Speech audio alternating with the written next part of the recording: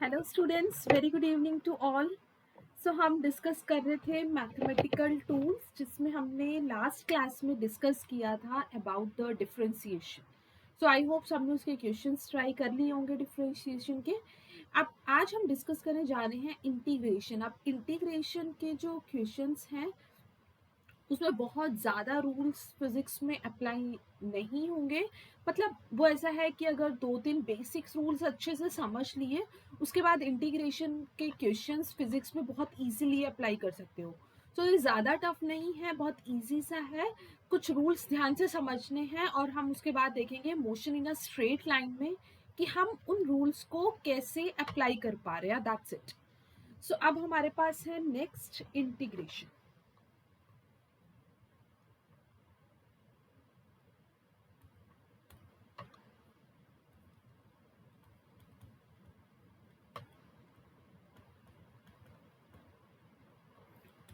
अब ये integration actual में है क्या? सो देखो, अगर मैं बात करूं, डिफरेंशिएशन हमने पढ़ा था। So the process of integration is basically just the reverse of differentiation. कि जो हमने डिफरेंशिएशन में किया था उसका जस्ट ऑपोजिट हम इंटीग्रेशन में करेंगे।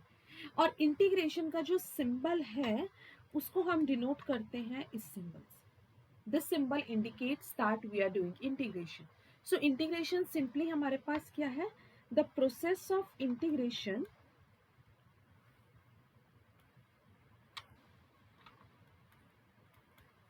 is just the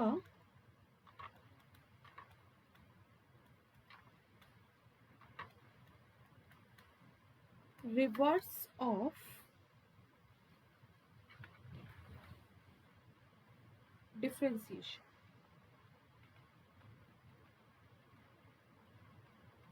ये एकदम किसका ऑपोजिट है? डिफरेंशिएशन का। अब इंटीग्रेशन का मैंने सिंबल बता दिया कि इस सिंबल से हम उसको डिनोट करते हैं। अब हम इसके रूल्स देखते हैं। देखो, अब हमारे पास दो टाइप का इंटीग्रेशन होता है, एक है इनडेफिनेट और एक है हमारे पास डेफिनेट इंटीग्रेशन। सो इनडेफिनेट इंटीग्रेशन में सबसे पहले बता रही हूँ कि हमें क्या करना है। सिर्फ लिमिट्स का एक फर्क है, उसके अलावा और कुछ फर्क नहीं है।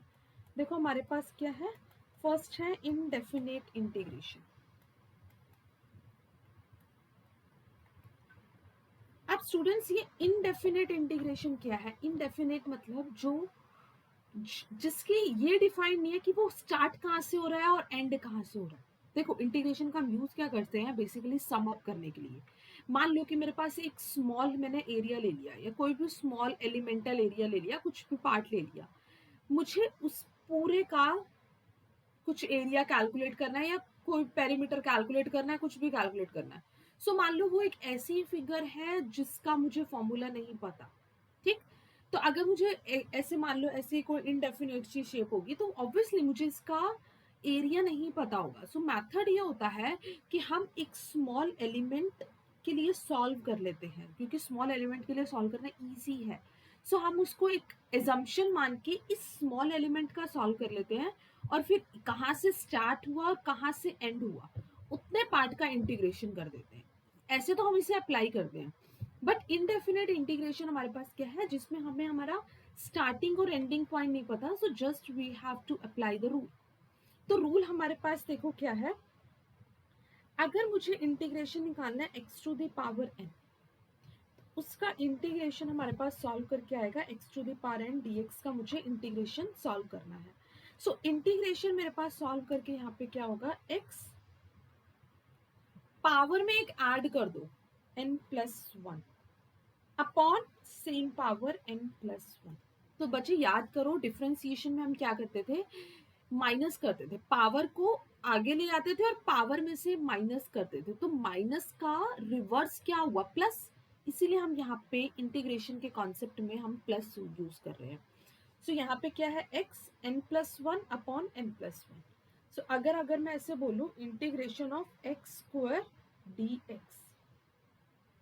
सो अगर x स्क्वायर dx का इंटीग्रेशन कर रही हूँ तो हमारे पास क्या हो जाएगा, x पावर में एक ऐड कर दो तो 2+1 कितना हो गया, 3 डिवाइडेड 3। प्लस में मेरे पास क्या आ जाएगा, एक कांस्टेंट। ये प्लस कांस्टेंट हम तभी लगाएंगे जब हमारा इनडेफिनेट इंटीग्रेशन होगा।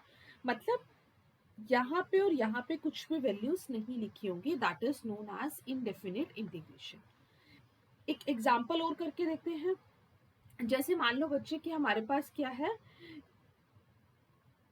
x dx का मुझे अब इंटीग्रेशन करना है। सो x dx का इंटीग्रेशन क्या हो जाएगा, x पावर कितनी है बच्चे 1, सो 1 में एक ऐड कर दो, सो 1 + 1 2 डिवाइडेड बाय 2 प्लस कांस्टेंट। और देखो एग्जांपल, अगर मैं लिखती हूँ रूट एक्स डी एक्स का मुझे इंटीग्रेशन करना है, सो रूट एक्स का मतलब हमारे पास क्या हो गया, X to the power 1/2। So it means I can also write like this, X to the power 1/2 dx का मुझे इंटीग्रेशन करना है। Again the rule will be same only कि पावर में एक ऐड कर दो divided by same power. So x power में एक ऐड किया, that is 3/2 divided by 3/2 plus.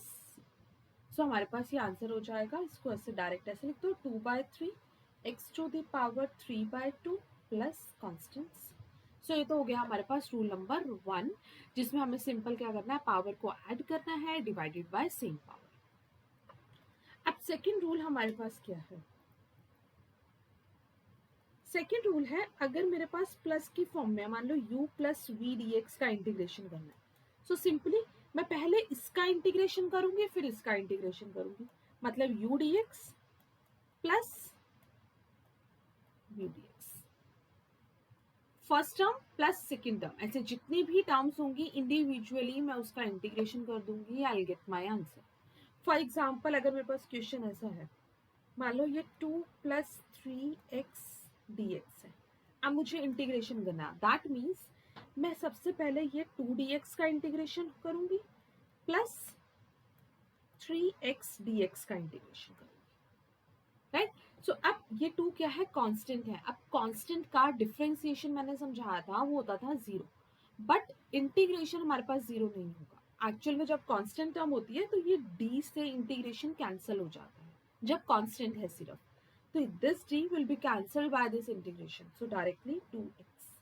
मान लो इंटीग्रेशन करना है 5 dx का, तो d से ये cancel, answer will be 5x, so 2x x to the power 1, so ये हमारे पास क्या हो गया, 3x to the power 2/2 plus में क्या आ जाएगा, एक कांस्टेंट, राइट। सो इस टाइप के रूल सिर्फ फर्स्ट वाला यूज कर रही हूँ, उसमें भी बस मैंने इंडिविजुअल टर्म्स को सेपरेट कर दिया। नेक्स्ट रूल है हमारे पास, अगर मुझे इंटीग्रेशन करना है 1/x dx का, सो उसका इंटीग्रेशन हमारे पास क्या हो जाएगा, log x प्लस सी। अब देखो इसको भी एक एग्जांपल के फॉर्म में देखते हैं कि अगर इंटीग्रेशन कर रही हूँ 1/2x dx का, सो अब क्या करेंगे, लॉग के साथ ये वाली टर्म बच्चे देखो एज इट इज आ रही है, एज इट इज, सो यहाँ पे भी क्या हो जाएगा, लॉग के साथ 2x डिवाइडेड बाय इसके साथ क्या आ रहा है, 2 प्लस, जैसे वहां पे भी ऐसे ही करते थे कि दोबारा से इसका करते थे मल्टीप्लाई में उसे लिख देते थे, हम मल्टीप्लाई का रिवर्स क्या है, डिवीजन, तो इसलिए मैंने उसको 2 को इसमें लिख दिया, डिवाइड में लिख दिया, राइट। सो हमारे पास हो गया रूल नंबर 3। रूल नंबर 4 है हमारे पास, integration of e x d x. अब ई एक्स का इंटीग्रेशन, ई एक्स का डिफ्रेंसिएशन क्या होता था, e x, same e x का इंटीग्रेशन भी हमारे पास क्या होगा, e x, so it will be equals to e x plus. So अगर मुझे उसका एग्जाम्पल देखो, integration of e 2x dx, so it will be equals to e, 2x will be same। अब इसको x के साथ क्या है 2, so ये 2 किस में चला गया, डिवाइड प्लस। देखो एक और एग्जांपल बताती हूँ उसका, जैसे मान लो e x² dx का इंटीग्रेशन करना है, सो अब इंटीग्रेशन में पहले तो ये सारी टर्म सेम आ जाएगी, e x², है ना, फिर इस वाली टर्म का दोबारा से करके डिवाइड में लिख दोगे, ठीक है। तो अब इसका एक और एग्जांपल बताती हूँ, जैसे मान लो मैंने e 4x dx लिखा, तो मेरे पास क्या हो जाएगा, e 4x divided by 4 plus, so ये आंसर हो जाएगा। नेक्स्ट रूल है हमारे पास एक साइन एक्स का, और देख लो sine x d x. So sine का डिफ्रेंसिएशन होता था कॉस, अब साइन का इंटीग्रेशन है मेरे पास माइनस कॉस एक्स प्लस, अब यहीं पे मान लो अगर कोई n आ गया, मान लो ऐसे लिख दे वो कि sine n x d x है, सो वो हमारे पास क्या हो जाएगा minus cos n x divided n plus, ये हमारे पास है। सो एग्जाम्पल मेरे पास है, मान लो ले लो साइन 3x dx, तो अब मुझे इसका इंटीग्रेशन करना है। सो हमारे पास कितना हो जाएगा sine n x d x, तो साइन का integration minus cos n x, तो हो जाएगा minus cos 3x divided by 3 plus,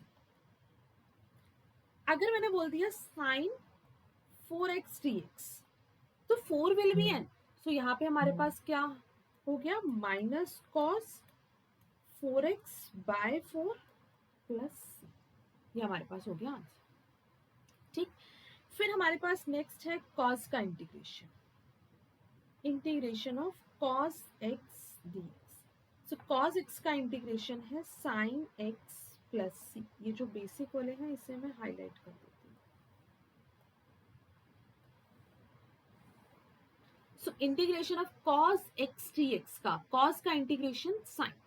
अब सिमिलरली अगर मैं उसको ऐसे लिख दूं कि कॉस एन एक्स डीएक्स लिख दूं, सो मेरे पास क्या हो जाएगा sine n x by n plus, that's it. Example की फॉर्म में देखते हैं कि अगर मैंने बोला integration of cos 4x dx, so cos 4x dx का इंटीग्रेशन हमारे पास कितना होगा sin 4x divided by 4 plus c, right.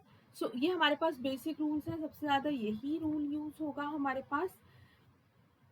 अब एक क्वेश्चन करके देखते हैं।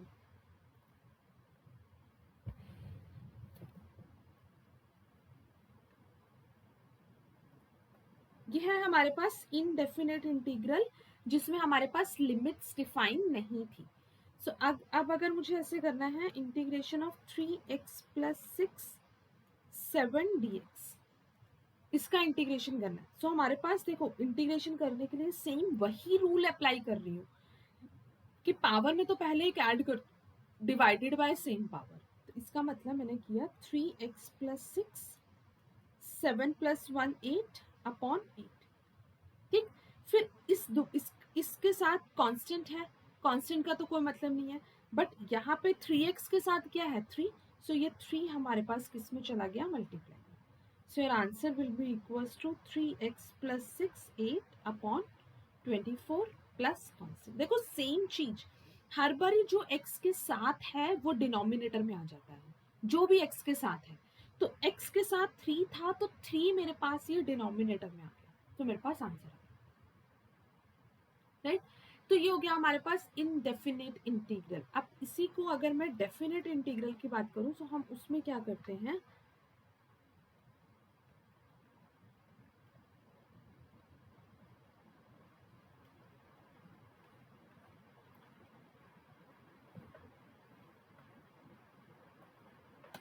अब डेफिनेट इंटीग्रल में हमारे पास जो लिमिट्स होती हैं वो डिफाइन होती हैं, तो इसका मतलब ये बोल सकती हूँ when function is integrated between definite limits, the integral is known as definite integral.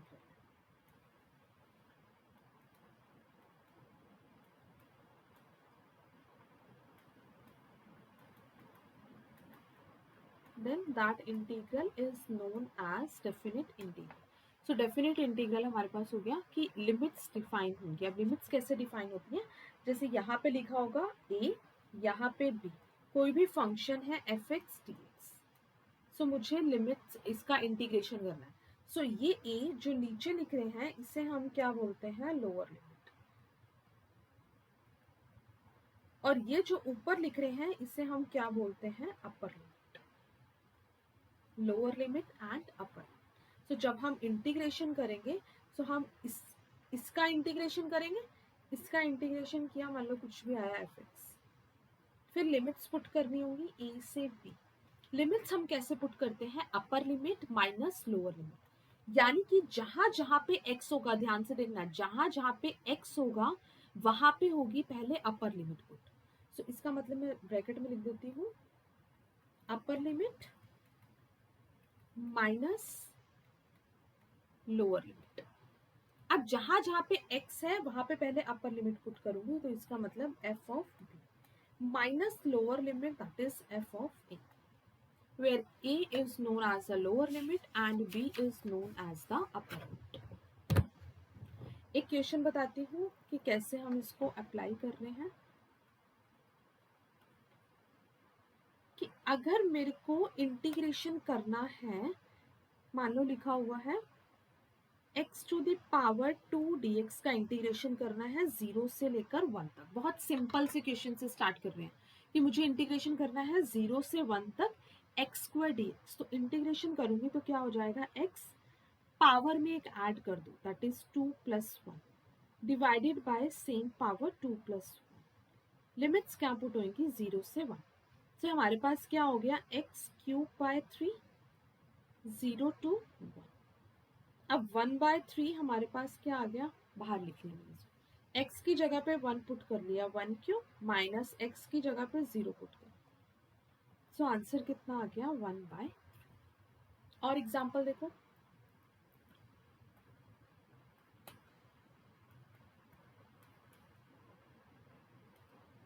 Let's suppose मेरे पास है 1/x स्क्वायर dx। अब कैसे करोगे, 0 टू 1। अब क्या करेंगे, इस x स्क्वायर को पहले n की टर्म्स में लिख लो, क्योंकि हमें रूल वही पता है, ध्यान से समझो, हमें रूल पता है x to the power n का। सो उसको उसी टर्म में लिख लो। सो इसका मतलब मैं इसको ऐसे लिख सकती हूँ, x to the power minus 2 dx 0 to 1। So power में एक ऐड करो, पावर में एक ऐड करोगे तो मतलब minus 2 plus 1 divided by minus 2 plus 1। Limits कहाँ से कहाँ, 0 से। So x to the power minus 1 by minus 1, limits is going from 0 to 1। So यहाँ पे हमारे पास क्या हो गया, minus 1 by x 0 to 1। इसको ऐसे लिख सकते हैं, माइनस तो यहाँ लिख लिया, x to the power minus 1 को 1 by x लिख लिया। बस अब पुट कर दो, माइनस को तो बाहर एज इट इज रहने दो। अपर लिमिट कितनी है, 1। तो x की जगह पे पहले अपर लिमिट पुट कर दो, मतलब 1 by a minus 1 by 0, and 1 by 0 is not defined. So you will get your answer of integration of 1 by x square dx। x की जगह पे 1 पुट कर देता हूँ, 1 by 0 is not defined, so minus 1 will be the answer of this question। I hope students ये सबको clear होगा। इस टाइप के बहुत सारे क्वेश्चंस हैं। जैसे अगर मैं एक और क्वेश्चन की बात करूँ, फटाफट से देखो, ये हमारे पास है x स्क्वायर dx, लिमिट्स है 0 से 2। तो पहले इसका इंटीग्रेशन कर दो, तो क्या हो गया, x to the power 3/3 limit 0 से 2। सो ये 3 कांस्टेंट है, इसे बाहर लिख लो। तो x की जगह पे अपर लिमिट कितनी है, 2 क्यूब माइनस लोअर लिमिट कितनी है, 0। सो ये तो 0 ही हो गया, 8/3 हमारे पास क्या हो गया उसका आंसर। सो बस ध्यान रखना, x की जगह पे upper limit minus lower limit, बाकी सब फॉर्मूला हमारे पास क्या है, सेम, राइट। सो अब मैं इसका नेक्स्ट क्लास में इसका यूज बताऊंगी कि हम ये डिफरेंशिएशन और इंटीग्रेशन का यूज कहाँ पे कर रहे हैं फिजिक्स में। अभी तो हमने रूल समझ लिए, ठीक है। सो मिलते हैं नेक्स्ट क्लास में। Have a nice day.